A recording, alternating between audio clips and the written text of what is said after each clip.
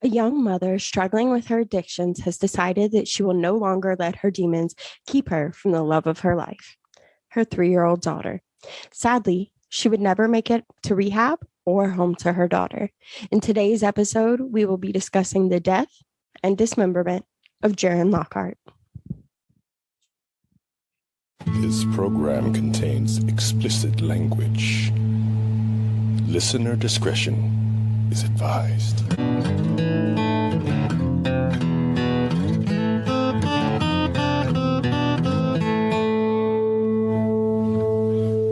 You're listening to Mix and Murder.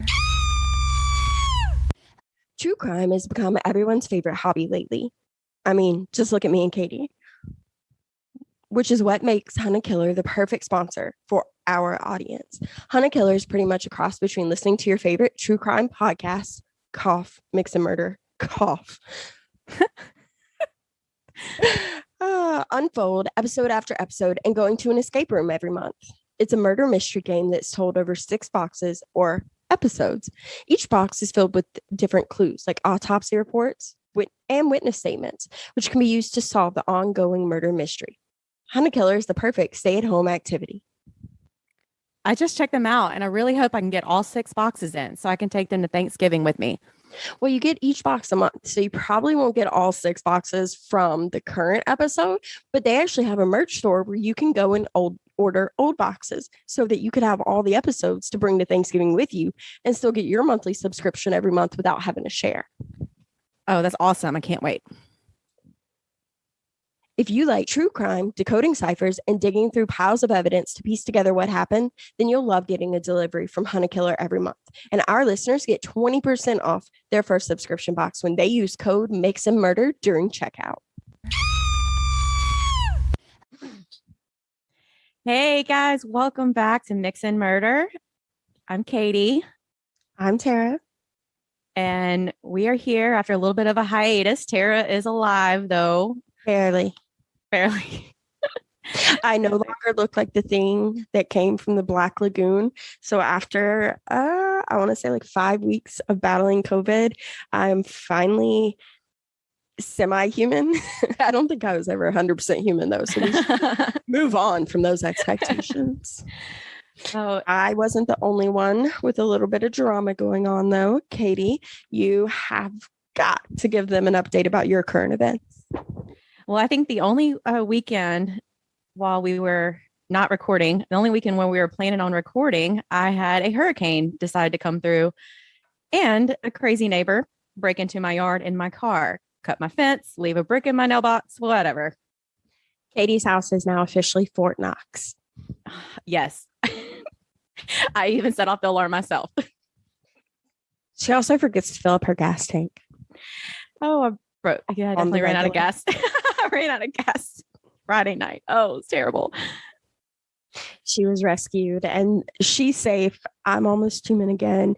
We're ready to get this ball back rolling. In fact, you will all, whether you are a Patreon listener or one of our regular listeners, you'll all be getting some bonus content because we are going to start a new segment called Kicking It with Kenda on our Patreon, but everyone's going to get the first episode this week. So what we're going to do is Katie and I are going to rewatch Homicide Hunter from the very first episode together, and we're going to talk about it with you guys. So it's probably going to end up being way more jokes and Joe Kenda impressions, but we're going to have some fun with it, and we hope you guys will join us. It'll be available for all Patreons, $10 and up. I'm excited. Drink some wine, popcorn. Wine and popcorn. Sounds like a hell of a combination. You know what I need? I need one of those blue frozen drinks from the movie theater over there. That I would take Airhead Extremes and just like dunk them in it so they would freeze and they would be soaked with rum when I got to the bottom of the drink. The best movies ever. Best night at the movies. Oh, that was, well, now you can, purchase wine there. But I remember the days when you couldn't. We had to sneak that in. Oh, yeah, no, I like their frozen drinks, though. They're really good. They're like all coconut rum based, I think. Mm-hmm. Yeah, they are. It's one of my brands too. Ooh, she's fancy or an alcoholic. We really haven't decided. Definitely not. But let me All tell right, you you heard about her, the guys. drink. She's not fancy. I'll start singing Reba. Before you get to the drink, there, Miss Southern, by the grace of God, uh, there's just one more thing we want to touch on, guys. We're not going to deep dive it because it's ongoing. Because tonight, as we're recording, is really hard and probably only going to get harder for her family, but they did find the body of Gabby Petito. And really all we want to say about it is our thoughts are with her family and our fuck you very muches are with Brian and his. Scum. The whole family. I can't. I've been speechless. I don't know how any of it went down, but All I can picture is like my daughters, our daughters, you're their parent now, congratulations, is my daughters, because especially because the older daughter wants to start dating. She asked her first boy to homecoming, and boys suck so much at that age, and apparently Brian never grew out of that.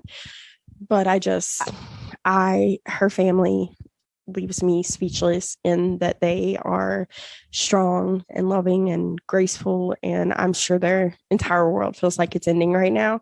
But I quite literally don't know that I could even pick myself up to do any of what they've done. And I'm in absolute awe of Gabby's family.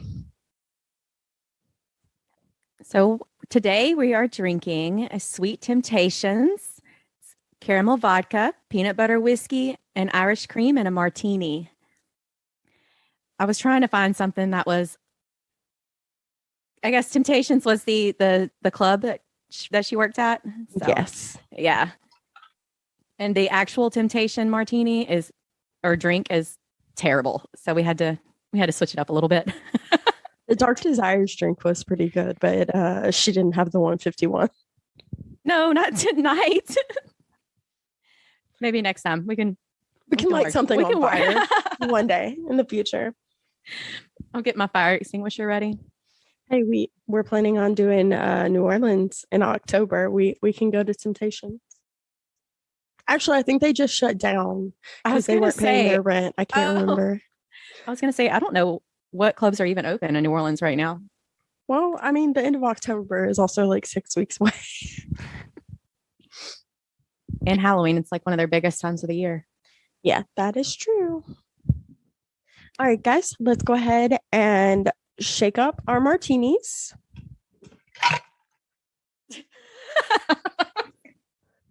And let's dive in. Jaron Lockhart was born on February 28th, 1989, in the town of Independence in St. Helena Parish, Louisiana. Don't question any of my pronunciations because I actually grew up in the South, like an hour away, and I know how to do them. We got it.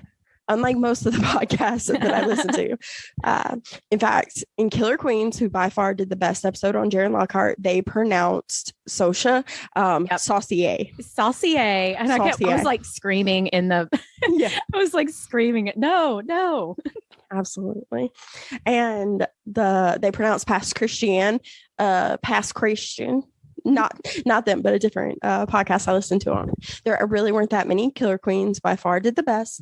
The other, I think 3 I was able to find, they were very, very short. And there's also a Killer Couples on Yep. on Margaret and Terry. There's a Killer Couples episode, and I'm just going to tell you right now that episode pissed me off, but we'll get into it later. Jaron herself was absolutely loved by her parents, Donna Lockhart and Pete Singer. Jaron was actually one of 6 kids, and as someone that has way too many siblings, I know that can go one of 2 ways. You absolutely love the ground everyone walks on, or like you just want to see them later. You guys stay over there. I'll be on this side of the country. Jaron's family seemed to absolutely be one that was filled with love, despite a few hardships in her life, like moving around, going to stay with different relatives or between mom and dad. She was loved by both parents and she was absolutely adored by her entire family. Even as an adult, she still called one of her brothers Bubba. And the way he said it, like, Oh, you know, it broke my heart. He actually told one of the news stations that did a story on Jaren. So the one she calls Bubba is her brother Lance. And he told them if someone bothered her, she would always say, Bubba, come help me. Lance loved his little sister. He was her protector. And it reminds me of my brother, who, despite us both being in New York, born in New York, he's still there. I'm not. I called him Bubba, and he's a pain in my ass, but I could pick up this phone while recording right now and know he'd be right there. He's only ever one call, probably text, because both of us suck at answering the phone, away. And Jaren wasn't just the light of her parents' lives. She was the light of her brother's eyes and of her 3-year-old daughter, Riley. Now, I know that every time someone young is taken too early, or even anyone is, meets tragedy, or even if they just die unexpectedly, everyone talks about how beautiful they were or how they lit up every room they walked into. But I'm telling you, I've followed this case from day one, absolutely from day one. And it's absolutely true about Jaren. She had the most beautiful smile and the brightest eyes. Her eyes were so beautiful. I, like, every bit of research, I just kind of kept looking up at her picture because her eyes were always shining. And her daughter absolutely has her mama's eyes. Actually, the only negative thing I saw about Jaren was that she was a stripper on Bourbon Street who had developed a drug addiction. Everyone said that Jaren had a bubbly personality. She was a beautiful girl. She was sweet. She absolutely loved her daughter, and she'd never met a stranger in her entire life. She was the girl who you'd meet and immediately feel like you'd known them for your entire life. instant best friends. Exactly. Kind of like me and Katie, honestly. Yeah. Now, the two things that everyone lists as reasons she found herself in this position or as bad things, they don't make her not a human. They don't make her life not worth something. And they're not bad things she did to other people. They're not even ways she hurt other people. You could probably say that it made her a bad mom, but pretty much if all you've ever seen is news clips, you might not know that she did everything she could to protect her daughter from her own demons. And honestly, she started dancing and participating in the sex work industry because it was the only thing that allowed her to support her child and still spend the day with her child. If you have a problem with women or men working as strippers to support their family, it's pretty easy. Don't become a stripper or don't go to a strip club. Easy peasy. And the big easy. Lemon squeezy, because I want a lemon drop. I can make one. Go make one. Don't forget that rim. Be right back. So Alice Swain, who was Jaren's aunt, said she was more than a stripper. She was a wonderful mother and she was a great friend. Her life mattered. Her life was full of value. Her life is not the sum total of her bad choices. Now, let's address the elephant in the room since I'm talking about choices. Her drug addiction. Jaren was addicted to heroin, as was her boyfriend, who was also the father of her child, Jeremy. However, Jaren's father and one of her close friends had actually convinced her to go to rehab. They had helped her to where she was actually planning to go to rehab the same week as everything went down. She was planning to clean her life up, bring her daughter back to living with her, move out of this motel where she was living with Jeremy, and go to cosmetology school because she still wanted to make sure that if her daughter ever needed her, she could put that first. As I said, she was set to go to rehab the same week she died. She and Jeremy both acknowledged their demons. They both acknowledged that their daughter deserved better, which is why at the time, Riley, the couple's 3-year-old daughter, was living with a grandmother, while Jaren and Jeremy both were trying to find their way to the other side of their addiction. Drug addiction is what they suffered from. Through a series of their own choices, they found themselves here. Now, they might not have been able to make the best choices once they were already deep, because quitting cold turkey, going through withdrawals, those are all hell all of their own. I agree that it takes a series of choices to develop a drug addiction, but that doesn't mean that it's as easy as just deciding not to once you've already found yourself way down the rabbit hole. But Jaren was fighting to find her way out of this particular hellhole. And regardless, she loved her daughter. She did everything she could to put her daughter first. Loot Crate is the original fan-powered subscription. Founded in 2012, Loot Crate is the worldwide leader in fan subscription boxes. Loot Crate partners with industry leaders in entertainment, gaming, sports, and pop culture to deliver monthly themed crates, produce interactive experiences, and digital content. They also film original video productions. In its first 5 years, Loot Crate has delivered over 14 million crates to fans in 35 territories across the globe. Loot Crate is a company run by fans who are dedicated to working closely with creators and licensed partners to imagine new products and experiences for their customers. They strive to deliver consistent, fantastic experiences around all of their products. Loot Crate has apparel, subscription boxes, and so much more. Go check them out today using our link in the episode description, because where else could you find a Sonic Sport for your cereal? If there's one thing I'm wholly passionate about, it's encouraging my children to express themselves. Art classes, jujitsu, and any other talent or hobby that comes to mind, I support wholeheartedly, which is why my 12-year-old budding author has her own Grammarly account. From grammar and spelling to style and tone, Grammarly helps you eliminate errors and find the perfect words to express yourself.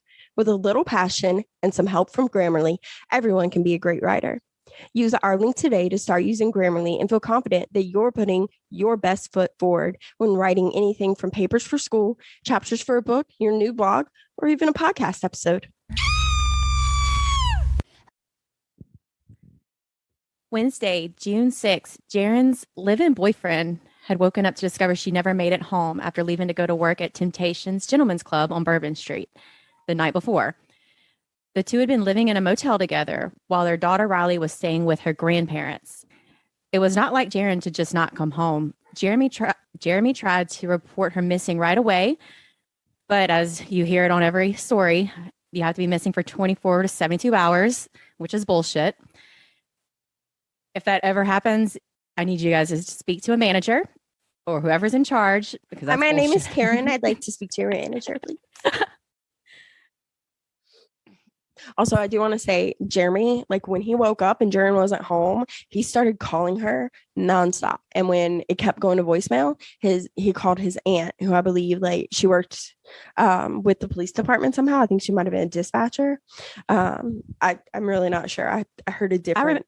I remember that, but I'm not sure of the exact one. So he even tried to call his aunt for help. He called the police station multiple times. He was told, it's not been long enough. She's a grown-ass woman. We got to wait. Not that would have helped her, but don't wait. Throw a fit. The worst they're going to do is lock you up in jail. But you know what? When you're sitting right there in the police station cell, you can be yelling about how they need to do their jobs. So on the morning of Thursday, June 7th in 2012, a torso washed up on the beach in Bay St. Louis. In Harrison County, Mississippi, which is further to the east along the Mississippi Gulf Coast, more body parts had begun to be discovered. These parts were a head and a calf. The body parts were determined to be Jaren Lockhart. Her clothes had also been discovered. They were identified as belonging to Jaren by her boyfriend, Jeremy. As with any case, the boyfriend or spouse is always questioned, but the police spoke to Jeremy, but also stated from day one that he'd been cooperating and working with the police. I personally don't think the police ever suspected Jeremy. This is in part because he was genuinely. Katie drank a few too many Sweet Temptations. Genuinely. Okay, sorry guys. He was genuinely devastated over Jaren's murder, and he'd reported her missing immediately. It's also unlikely they suspected him because of the bevy of calls they'd been receiving saying that Jaren had last been seen with a couple. So basically, Jaren was reported missing finally on like Wednesday evening. The body parts had started to wash up on Thursday. Now, this didn't all happen like within an hour. but they were doing maintenance on the beach. If you don't live here, well, there, you probably don't know. It's basically like they take a bulldozer, they kind of readjust the sand, they make sure the sand crane populations are protected for nesting. They also, there's like sewer systems to help water like not get backed up whenever there's storms. So they also make sure that those are operating properly. And it was actually one of these workers who had discovered the torso. And then it was a few hours later, the rest of the body parts were also found. But from the moment they'd kind of news stations had started reporting on the body parts, on her missing, there were people calling in because Jaren had never met a stranger. Many people actually cared that she was missing. Many people that night saw Jaren leave with a couple. So they called to report that is who she was last seen with. This couple is Margaret Sanchez and Terry Speaks. Terry Speaks was raised by his grandmother. Terry helped his grandmother pay bills by working odd jobs after school. Terry fell in love with his high school sweetheart, and the two were married right after high school. The two had 2 children together. Looking to support his family, Terry joined the Marines. However, they divorced after a few years. His ex-wife fought to keep his kids from him. And I honestly can't say that knowing what we know now, I probably would have done the same. Terry met his second wife, Cindy, and they also had a child. Terry left his second wife behind in North Carolina while he went to work in New York. His second wife also filed for divorce. Cindy's choice to file divorce may or may not have had something to do with Terry being charged with having sex with minors. Coincidence? Probably not. No. Ex-wives both did everything they could to keep their children safe from him, whether this was because he was a pedophile or it was because he had violent mood changes or drug problems. We may never know. So snaps for these ladies because fuck this guy. All the way. Terry spent a while being somewhat of a nomad, only really stopping to work odd jobs. In 2011, Terry found himself in New Orleans, working as a door guy at a club. What club? Stilettos. There you go. This is where Terry met Margaret Sanchez. So I don't know, like if you've been there, but Stilettos and Temptations are literally right next door to each other. Yes. So if you guys have never been to New Orleans, picture you're walking down on Bourbon Street and you get to one end of Bourbon Street's mostly bars, and the other end is more of the club atmosphere. Some are kind of scattered, like in between each other, but not many. It's really like, hey, this is the party side. This is the hey, let's party side.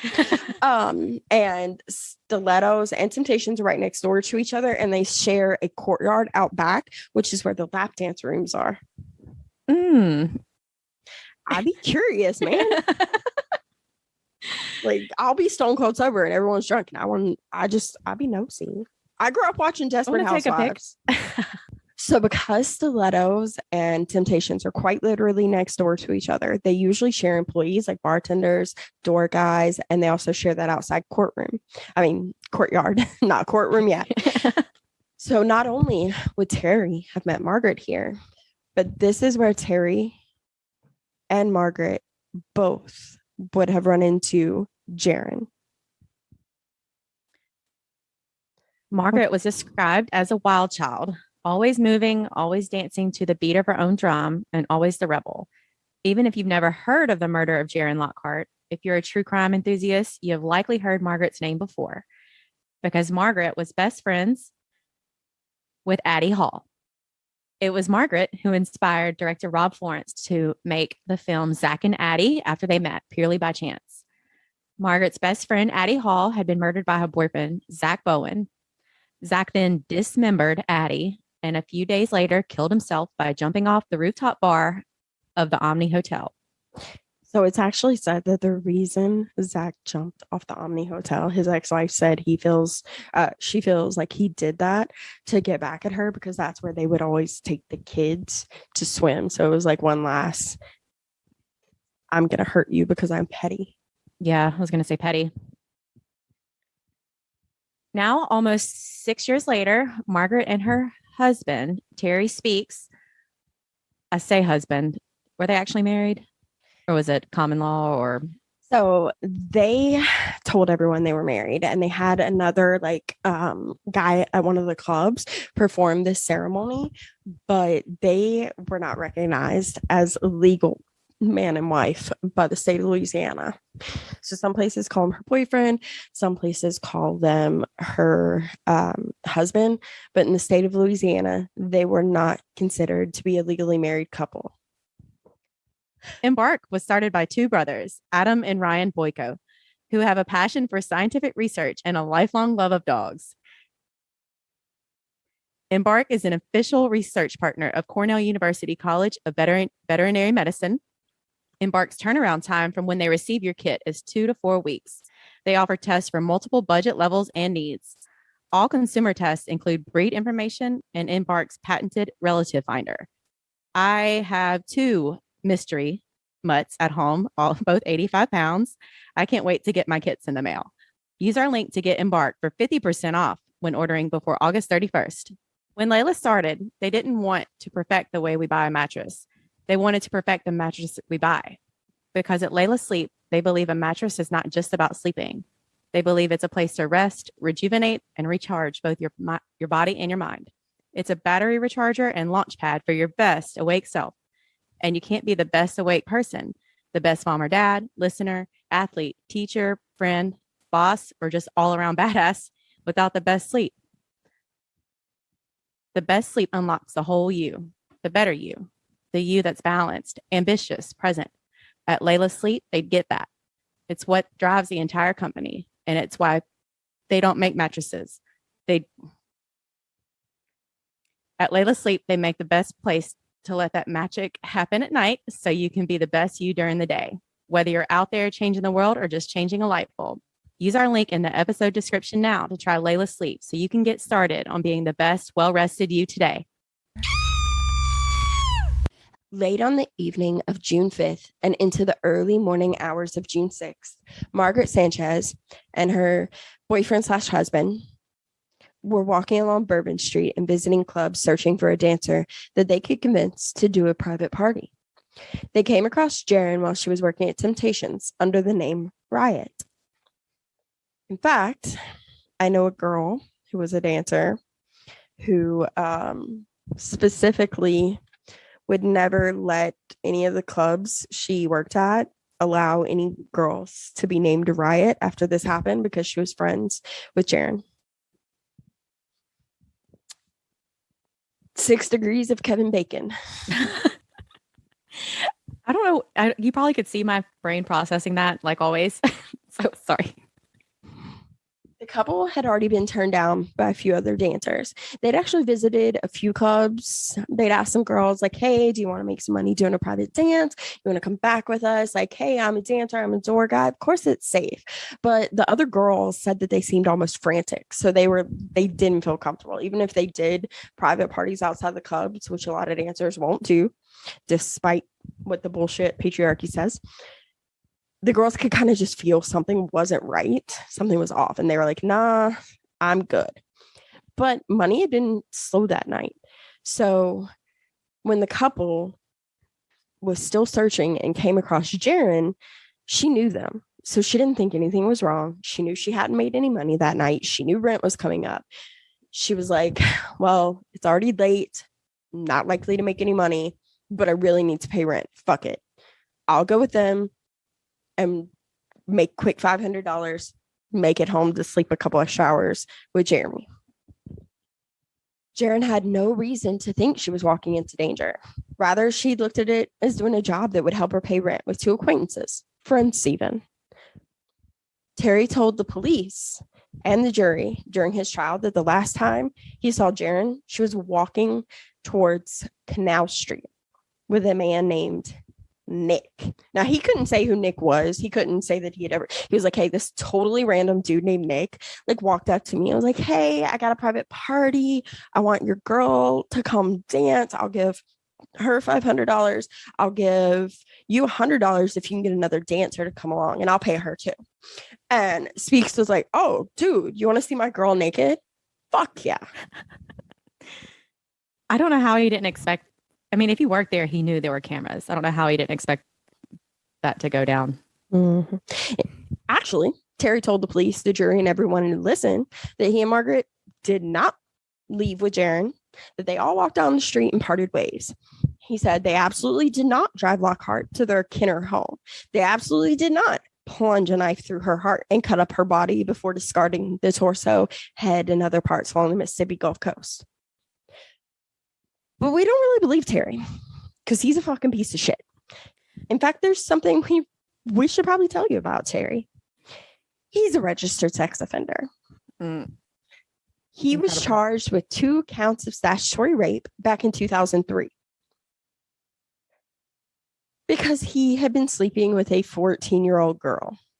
Oh, He tried to tell the police, "Oh, I thought she was 19. It's totally okay. Like shush. Like, let's not talk about it. It was just misunderstanding. I absolutely am not a pedophile."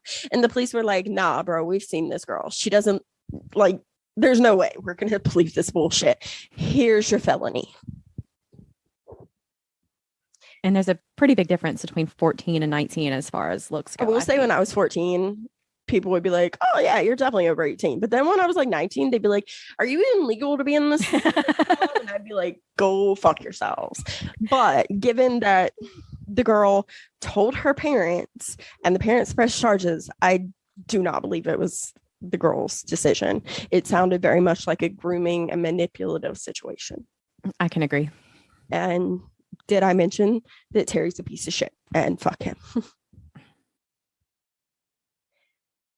Now, while he was charged with statutory rape, he pled guilty to a lesser charge.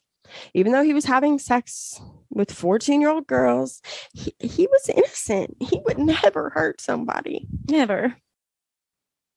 No, fuck that. He's a monster. At the time of Jaron's murder, he was also wanted for failure to report as a sex offender because his last known address was still in New York and he'd moved to North Carolina and Louisiana since then. He was trying to get away with doing the same thing. He was trying to just run away and not take any responsibility for his crimes. But he had actually already served 3 years for his crimes as a sex offender by the time he met Jaron. And the thing that pisses me off, like, I mean, my blood boiling pisses me off. I want to vomit everywhere. Is in Killer Couples. I'm like shaking. I'm so mad. In Killer Couples, they presented everything as Margaret was this wild and fiery spirit because she was like a fire dancer on Bourbon Street who just brought out the dark side, and poor Terry, who was trying to deal with the trauma of losing his wife and children. No, fuck that. Because while Margaret is equally a piece of shit, she wasn't fucking having sex with 14-year-old girls. She wasn't fucking committing felony theft. She wasn't leaving behind wives and children to go off and do drugs and have sex with 14-year-old girls. Yeah, they definitely brought up the occult satanic panics thing with her, how she got all into that voodoo stuff for New Orleans. Mm-hmm. In fact, I'm actually proud of Terry's ex-wives because they did everything they could to protect their kids from the giant piece of shit that Terry was. Oh, yeah. And make no mistake, Terry was already a monster when he met Margaret.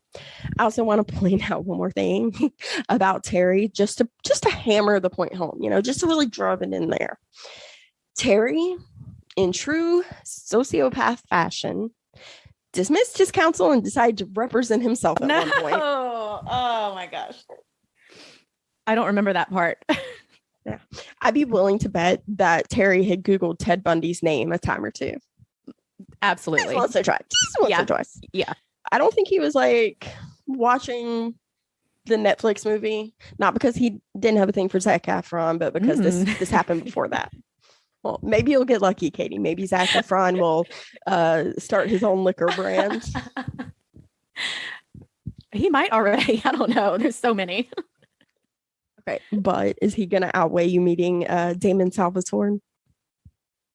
Ian Somerhalder. Absolutely. Yeah, no, I was going to say absolutely not.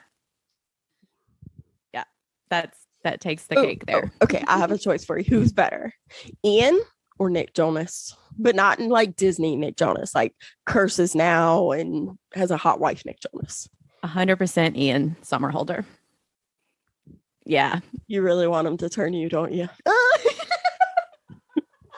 You want him to turn you into a vampire.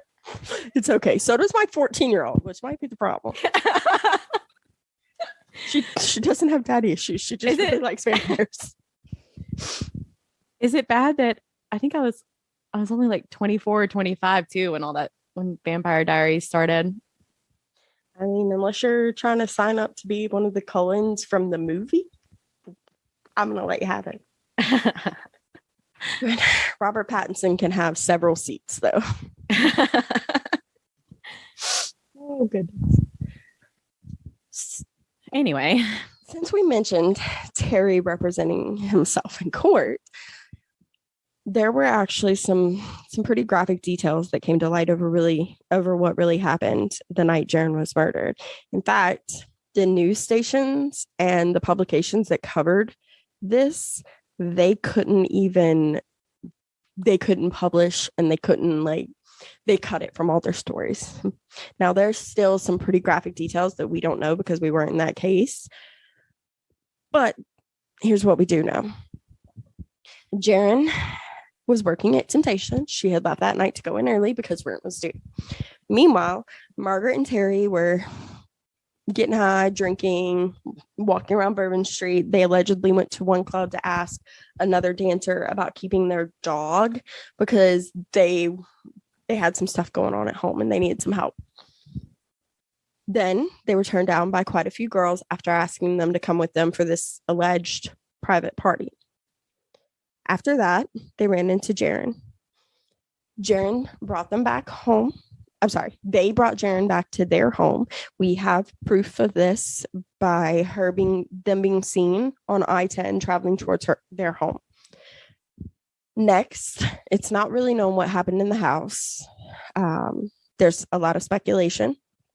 The police and news media actually made a big deal that they found occult books, and that in the letters Terry and Margaret wrote back and forth that they had killed Jaren as part of some ritual for the Venus transit that only happened once, like every 300 years.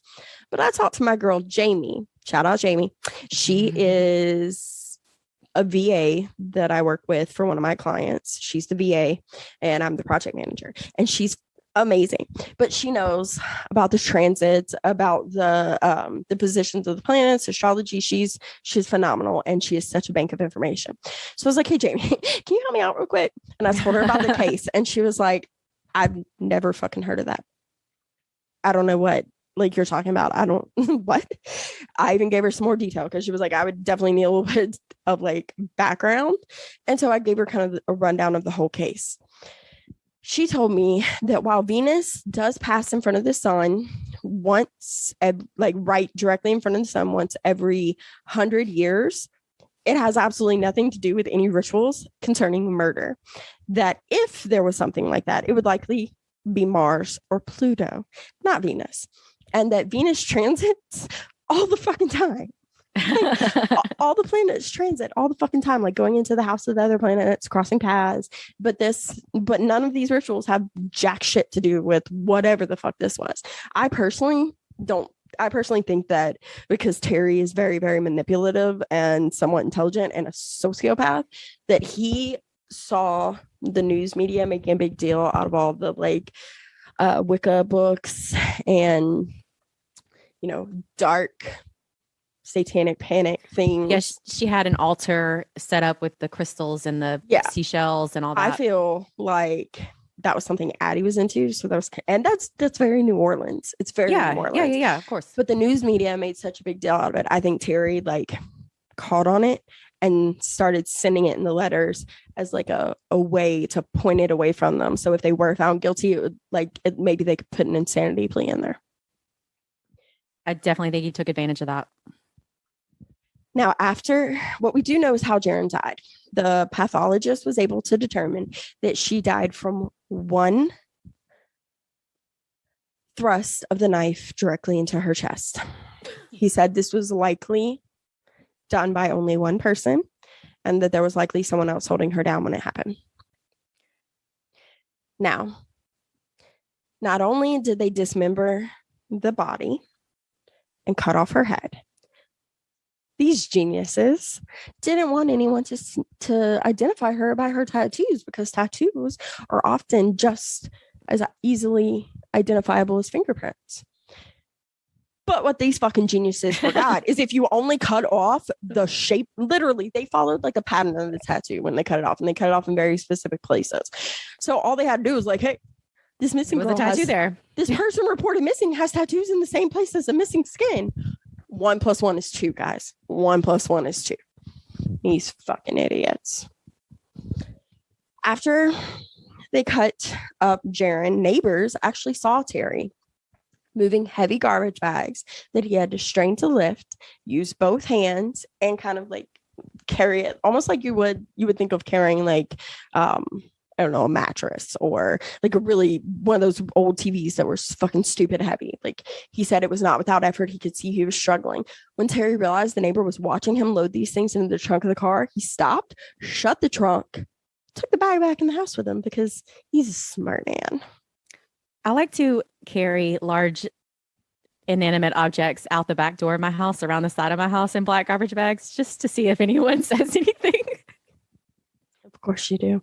We actually live in an apartment right now, so Thomas always puts the garbage bags in like the back of our SUV to take them down to the thing.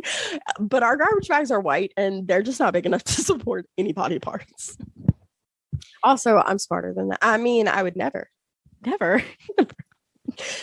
And my neighbor asked me, he said, "You listen to those true crime pods, don't you?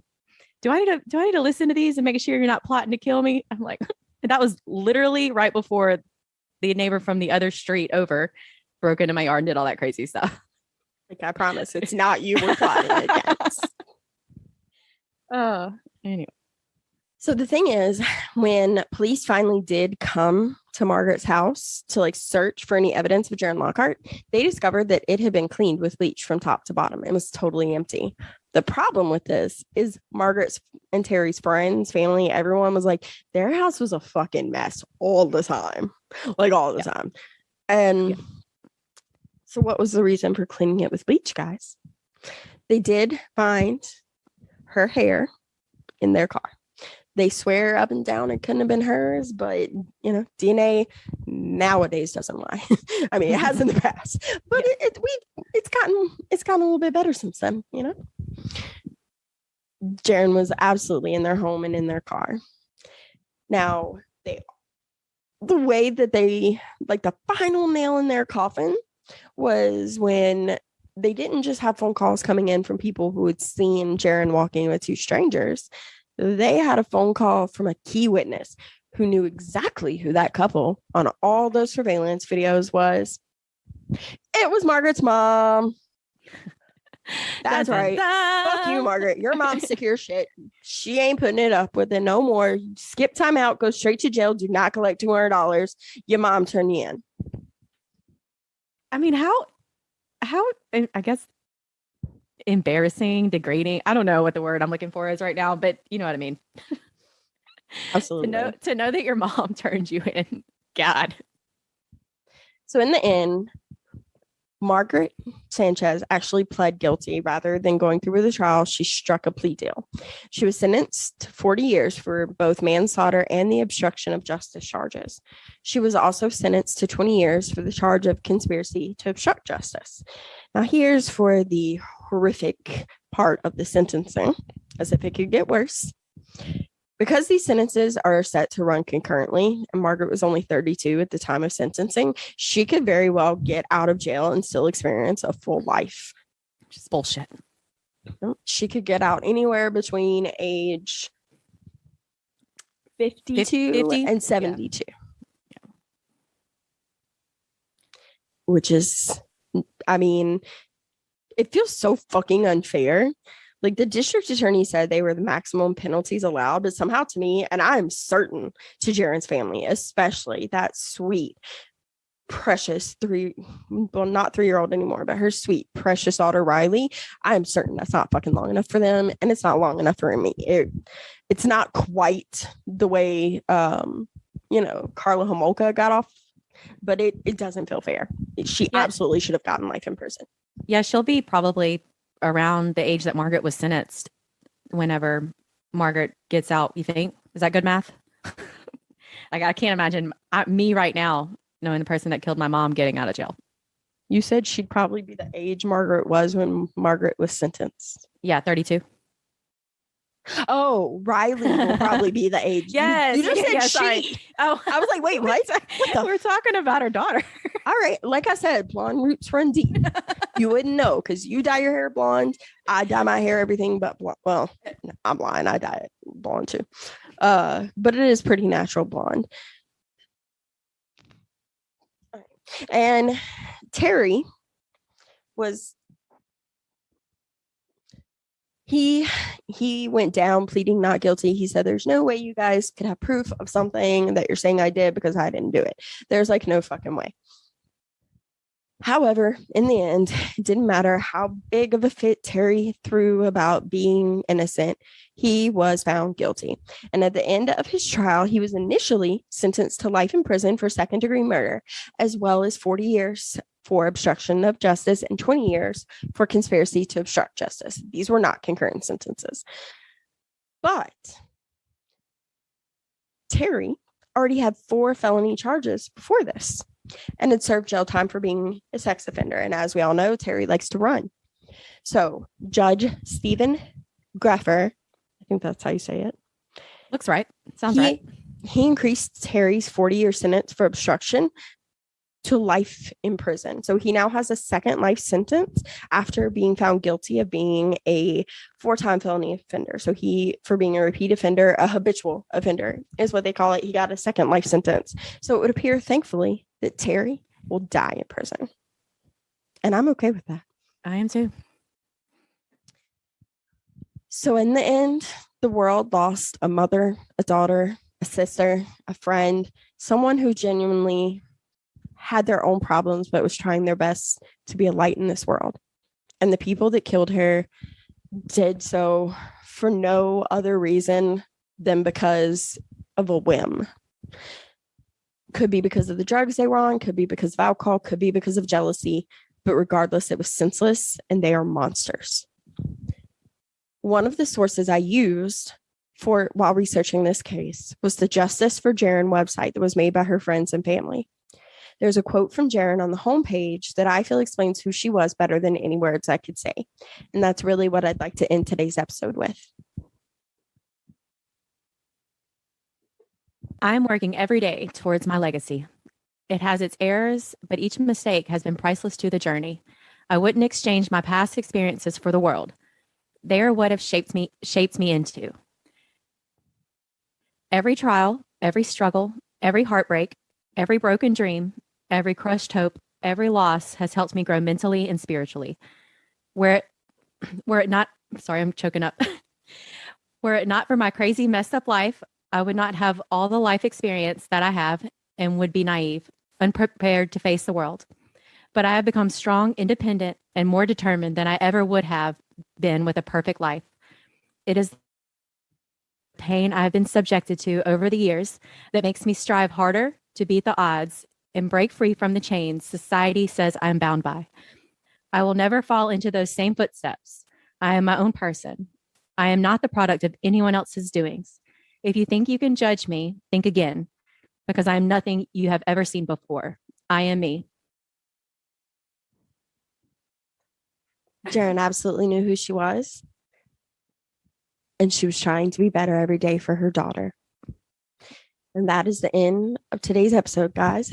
If you like what you heard, please go leave us a 5-star review.